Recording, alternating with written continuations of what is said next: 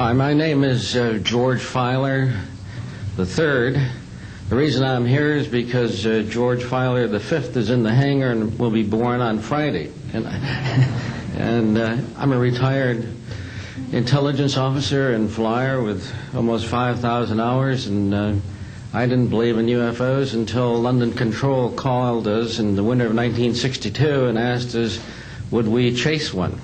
And we said, sure. So we let down from 30,000 feet to 1,000 feet where the UFO was hovering, and we went into a steep dive and actually exceeded the red line of the aircraft. So it's kind of dangerous chasing UFOs.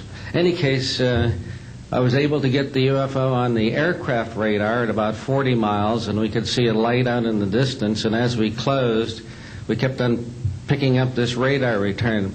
The point I'm mentioning that the radar return was very distinct and solid, indicating it was some kind of a metallic object. We got about a mile from the UFO, and it kind of lit up in the sky and went off into space, very similar to what the shuttle looks like when it takes off. Later on, I was working in intelligence in Vietnam. I briefed General Brown about UFOs. When I was in 21st Air Force, McGuire Air Force Base, I briefed General Glau about a UFO over Tehran, Iran in 1976.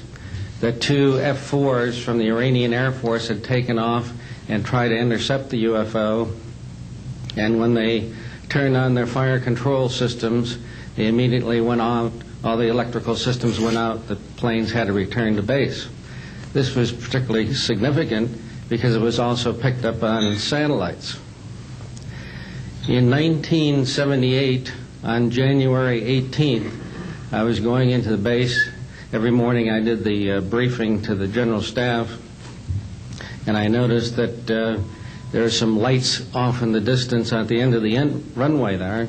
And when I got into the command post, the senior master sergeant in charge said that there had been UFOs in the pattern all night.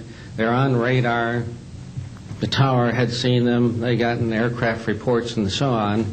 And that one had landed or crashed at Fort Dix. Fort Dix and McGuire are right together. And this is kind of like the Roswell of the East. But in any case, an alien had come off the craft and had been shot by a military policeman, and apparently was wounded and was heading for McGuire. So for whatever reason, the aliens liked the Air Force better than the Army, perhaps because they're shooting at them. But in any case, our security police went out there and found him on the end of the runway dead. And they asked me to brief the general staff, General Tom Sadler, and at the 8 o'clock stand-up briefing. And I said, I don't think I want to do this. You know, the general doesn't have a good sense of humor, and I'm not sure I believe this. So I did some checking, called the 438th Command Post, and everybody had pretty much the same story. And at 8 o'clock that morning, just before I went on, was going to brief this, and I was very worried about it. They said, don't brief it, that it's too hot, so to speak. That's pretty much my story, and I'm prepared to tell the story in front of Congress, and it is the truth. Now, because of this, I've stayed interested in UFOs, and I'm the Eastern Director of the Mutual UFO Network. And between the National Reporting Center and Peter Davenport and the MUFON, we get 100 reports a week on average of people from all over the United States that see these things regularly. And if you start checking, they're out there and they're low, and people are seeing them all the time. And these are highly qualified people, all of whom essentially give us the reports by email. Thank you.